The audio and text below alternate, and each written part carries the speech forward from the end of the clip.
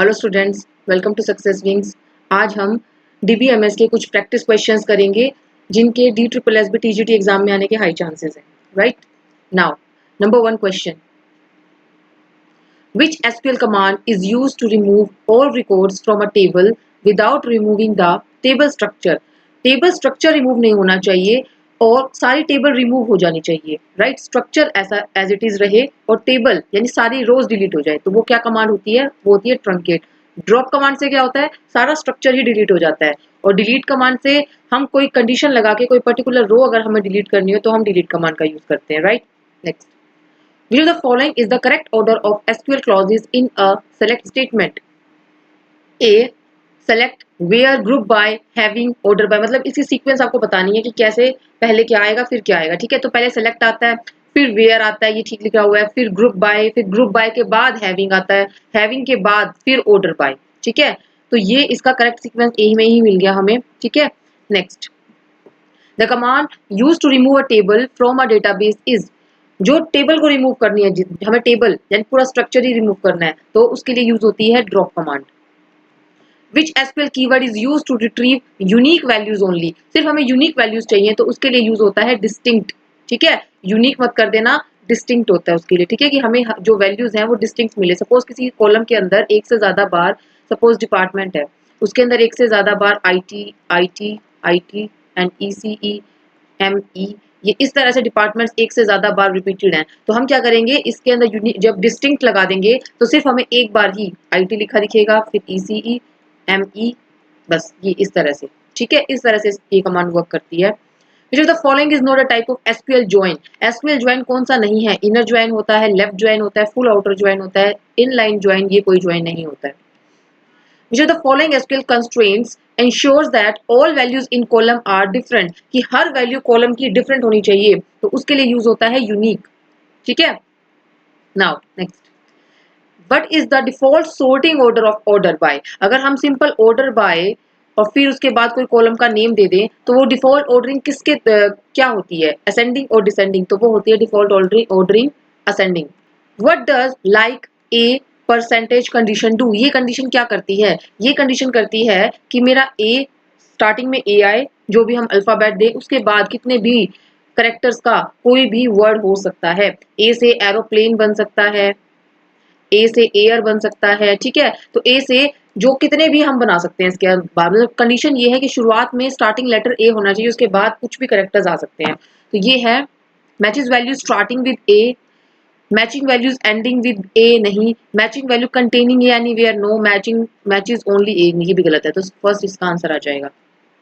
In SQL, which operator is used to compare a value to a list of values? Comparison किस में होता है? Comparison इन में होगा। ठीक है, जैसे इन के अंदर अगर हम कुछ दे दें, सपोज कोई क्वेरी लिखी हमने और इनके अंदर हमने सपोज 101 102 103 इस तरह से लिख दिया, तो ये ऑपरेटर क्या करेगा? कंपेयर करेगा, जो आउटर वैल्यू आ रही है ना हमारी, उसको इस वैल्यू से कंपेयर करेगा, इन तीन वैल्यू से। ठीक है, which SQL clause is use to filter rows return by a query?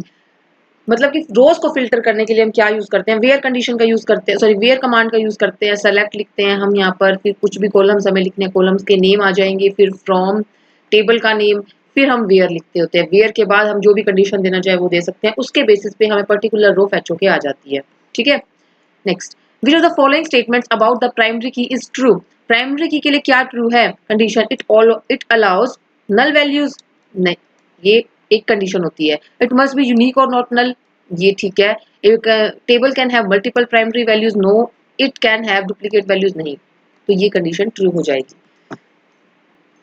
Which SQL constraint is used to ensure that a value in a column must satisfy a condition? जो भी value इस particular column में है, suppose कि as के अंदर ही है, तो वो पर्टिकुलर कंडीशन को फॉलो होनी चाहिए। सपोज मैंने कंडीशन लगाई कि वैल्यू हमेशा ग्रेटर देन 18 होनी चाहिए। राइट, कोई वोट करने आया तो उसमें क्या हम कंडीशन डाल देते हैं कि जो पर्सन है वो ग्रेटर देन एज 18, अगर उसकी एज है तो ही वो वोटिंग कर सकता है, तो हमने ये कंडीशन लगा दी। तो यहाँ पे क्या होगा? 18 से अबव ही होंगे सारे के सारे। अगर हम 18 से लेस देन कोई एज डालने की कोशिश करेंगे तो एरर जनरेट हो जाएगा। तो वो किसके थ्रू कर सकते हैं? हम चेक कंडीशन के थ्रू कर सकते हैं वो। ठीक है, चेक हम यहाँ पे कंस्ट्रेंट लगाएंगे जिसकी हेल्प से हम क्या कर सकते हैं, एक पर्टिकुलर कंडीशन लगा सकते हैं कि यही इसी टाइप की वैल्यूज जो है इस कॉलम में आनी चाहिए। Next, which aggregate function returns the number of non null values, कि नॉन नल वैल्यूज आनी चाहिए, तो वो सम में होता है, काउंट में होता है, एवरेज में या मैक्सिमम में, तो इसमें आएगा काउंट। ठीक है, काउंट के अंदर जो है ये नॉन नल वैल्यूज रिटर्न करता है। Which join returns rows when there is match in both tables, कौन सा ज्वाइन रिटर्न करेगा रोज, जब दोनों टेबल्स में मैचिंग होगी। तो मैचिंग करनी है तो लेफ्ट ज्वाइन में अगर ये करते हैं, इस तरह से करते होते हैं कि लेफ्ट सारे के सारे ये वाले आएंगे। राइट ज्वाइन में क्या होता है, इस तरह से होगा। ठीक है, फुल ज्वाइन में सारे ही आ जाते हैं। ठीक है, इनर ज्वाइन ऐसा ज्वाइन है जिसके अंदर क्या करते हैं हम कि कंडीशन लगाते हैं कि जो इन दोनों को, इस वाले और इस वाले, इस दोनों टेबल में जो कॉमन है, ठीक है, तो उन दोनों को फेच करके ले आए। तो ये है कि इन दोनों में मैचिंग ढूंढते हैं कि इन दोनों की मैच यानी कि सिमिलर कौन से हैं, तो वो इनर ज्वाइन में हम देखते हैं। अ मिनिमल सुपर की इज कॉल्ड, मिनिमल सुपर की, मैंने आपको एक चार्ट बताया था, ये सुपर की होता है, फिर उसमें से हम एक कैंडिडेट की लेते हैं, फिर प्राइमरी की लेते हैं। तो मिनिमल सुपर की क्या होती है, वो होती है कैंडिडेट की। ठीक है, और कैंडिडेट की में भी जो यूनिक प्लस नॉट नल ये कंडीशन सेटिस्फाई करे वो बन जाती है primary key. A field in one table that refers to the primary key of another table, एक फील्ड है एक टेबल में, ठीक है, वो प्राइमरी की, ये इस टेबल की प्राइमरी की यहाँ पे हमने डाली है, तो ये क्या होती है, ये होती है फॉरेन की, राइट, ये इस टेबल की फॉरेन की बन जाती है। फंक्शनल डिपेंडेंसी ये दे रखी है, इसका क्या मतलब है, y determines x, y x को डिटरमाइन कर रहा है, नहीं, x यूनिकली डिटरमाइंस y, हाँ, x एंड y इंडिपेंडेंट है, नो, और इन दोनों, इन सब में से कोई भी नहीं, तो आंसर बी हो जाएगा। The set of attributes functionally determined by a given set is called, जो सेट ऑफ एट्रीब्यूट्स है जो functionally determined by a given set, उसको क्या कहते हैं, उसको क्लोजर कहते हैं। जैसे मैंने यहाँ पे ये मेरा रिलेशन है, ठीक है, और इसमें कुछ फंक्शनल डिपेंडेंसी इस तरह से गिवन है,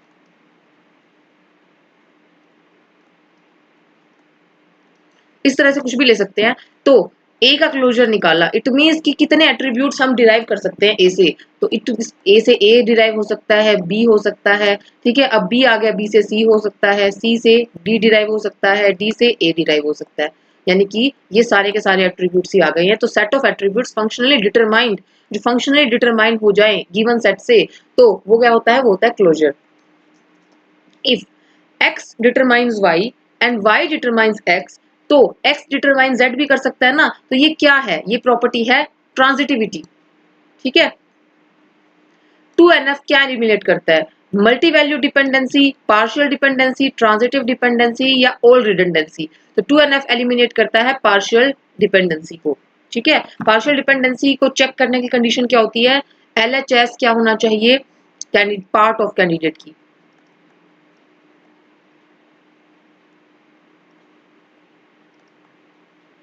LHS पार्ट ऑफ कैंडिडेट की होना चाहिए, एंड RHS क्या होना चाहिए, नॉन प्राइम। ठीक है, अगर ये दोनों कंडीशन सेटिस्फाई होती है, इट मींस कि उस जो टेबल है उस रिलेशन में पार्शियल डिपेंडेंसी एग्जिस्ट करती है। ठीक है, उस पर्टिकुलर डिपेंडेंसी के अंदर पार्शियल डिपेंडेंसी एग्जिस्ट करती है, तो हम कह देंगे कि 2NF में नहीं है। तो ये कंडीशन किस चीज की है, ये कंडीशन है कि कोई डिपेंडेंसी अगर 2NF में नहीं है तो उसकी ये कंडीशन बन जाती है। ठीक है, ये कंडीशन चेक करो, अगर उस डिपेंडेंसी में ये ट्रू हो रहा है, इट मींस कि वो 2NF में नहीं है। Normalization. Normalization is used to improve query speed. It reduce redundancy and anomalies. Yes. Increase storage. No. Secure database. No. No. तो ये आएगा रिडंडेंसी और एनोमलीज को कम करने के लिए। ठीक है, नॉर्मलाइजेशन, एनोमलीज कौन सी होती हैं, इंसर्शन, डिलीशन, अपडेशन।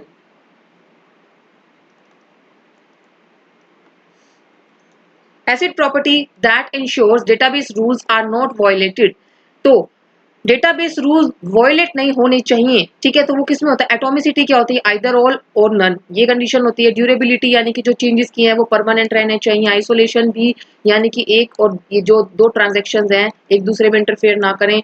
तो कंसिस्टेंसी जो है वो आंसर हो जाएगा, कंसिस्टेंट होना चाहिए। ठीक है, रीडिंग, और हाँ इसकी सारी की सारी आपको ये भी पता होनी चाहिए, एसिड प्रॉपर्टी, तो एसिड है तो उसके अंदर A फॉर CID, इसके फुल फॉर्म के ऊपर भी क्वेश्चन आ सकता है। A for atomicity, C for consistency, I for isolation and D for durability. ठीक है। Reading uncommitted data from another transaction, कि अनकमिटेड डेटा है, सपोज यहाँ पे RX लिखा, फिर हमने राइट कर दिया और फिर हमने RY किया, और यहाँ पे इस दूसरी ट्रांजेक्शन, ये ट्रांजेक्शन 1 थी, ये ट्रांजेक्शन 2 है, इसने क्या किया, इसने रीड किया X को, ठीक है, और यहाँ पर कोई कमिट नहीं हुआ और लेट करते हैं कि आगे चलकर फेलियर ओकर हो गया। तो इसने क्या किया, ये सेव नहीं हुआ था डेटा, ठीक है, एक्स में सपोज 100 वैल्यू है और इसने यहाँ पे राइट कर दिया यानी -50 कर दिया, तो ये रीड क्या करेगा, ये रीड करेगा 50 डेटा को, एक्स की वैल्यू 50 को रीड करेगा ये, तो आगे चल के फेलियर ओकर हो गया, ये तो रोल बैक हो जाएगी, यानी कि एक्स की वैल्यू दोबारा 100 हो जाएगी, बट इसने जो काम किया है वो काम किस पे कर लिया, इस 50 वैल्यू के ऊपर काम कर लिया, अपडेशन कर ली, यानी इसने प्लस लेट से कि 100 कर दिया, तो इसने 150 अपडेट कर दिया वैल्यू और कमिट कर दिया। ठीक है, तो इसने क्या किया, रीड कर लिया अनकमिटेड डेटा को फ्रॉम अनदर ट्रांजेक्शन, उसको बोलते क्या है, उसको बोलते हैं डर्टी रीड। ठीक है। Index that has an entry for every record, जिसके अंदर जिस इंडेक्स में एंट्री होती है हर रिकॉर्ड के लिए, जैसे मैंने एग्जांपल दिया था जब रिवीजन कराई थी आधार आईडी का, कि किसी स्टूडेंट की आधार आईडी है, हम उसके बेसिस पे अगर हम इंडेक्सिंग करते हैं तो हमें क्या करना पड़ेगा, हमें हर स्टूडेंट की आधार आईडी को फिल करना पड़ेगा इंडेक्स के अंदर।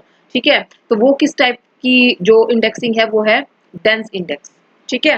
स्पार्स इंडेक्स होती है, जैसे कि मैंने यहाँ पे पर्टिकुलर रिकॉर्ड्स है मेरे, ये 1 2 3 4 5 6 7 8 9, यानी एक पर्टिकुलर यहाँ से एक एक इंडेक्स उठा के, ठीक है, कुछ वैल्यूज के ऊपर हमने इंडेक्सिंग करी है, जैसे पेजेस होते हैं बुक्स के अंदर, पेज क्या होते हैं, हम सारे के सारे पेजेस थोड़ी लिखते हैं इंडेक्स में, हम चैप्टर का नाम जहां से चैप्टर स्टार्ट हो रहा है वहां से वो पेज नंबर हम उसके अंदर इंडेक्स में डालते हैं। ठीक है, तो यही है इंडेक्स बिल्ट ऑन नॉन की एट्रीब्यूट्स। इंडेक्स किस पे बिल्ट होता है, नॉन की एट्रीब्यूट्स के ऊपर, तो वो क्या है, वो है सेकेंडरी इंडेक्स। ठीक है, ये नॉन की एट्रीब्यूट्स के ऊपर बनता है। Next, best file organisation for sequential access, क्या है, सिक्वेंशियल एक्सेस के लिए हम यूज करते हैं सिक्वेंशियल फाइल को, right. Which command is use to undo a transaction, undo करने का क्या मतलब होता है, रोल बैक, कि हमने रोल बैक कर दिए। ठीक है। A virtual table created using a query is called, virtual table को क्या बोलते हैं, व्यू बोलते हैं। व्यू क्या था, कि जैसे बहुत बड़ी टेबल है, ठीक है, इसमें से मैंने कोई क्वेरी लगाई और उसका रिजल्ट इस तरह से एक वर्चुअल टेबल के अंदर आ गया स्टोर होके। ठीक है, ये हमारी एक टेबल बन गई है वर्चुअल टेबल। ठीक है, ये क्वेरी लगाई और ये टेबल का डेटा, कुछ पर्टिकुलर टेबल का डेटा हमने फेच कर लिया क्वेरी से। ठीक है, तो ये कुछ एट्रीब्यूट्स आ गए। अब मुझे इसकी बार बार जरूरत पड़े, मुझे नहीं चाहिए सारी की सारी टेबल का डेटा, मुझे कुछ पर्टिकुलर टेबल का डेटा चाहिए, तो मैंने क्या किया, क्वेरी लगाई और उसको हमने एक व्यू में स्टोर कर लिया। ठीक है, तो उस व्यू को हम रीयूज कर सकते हैं बार बार। ठीक है, तो वो होता है व्यू। ठीक है।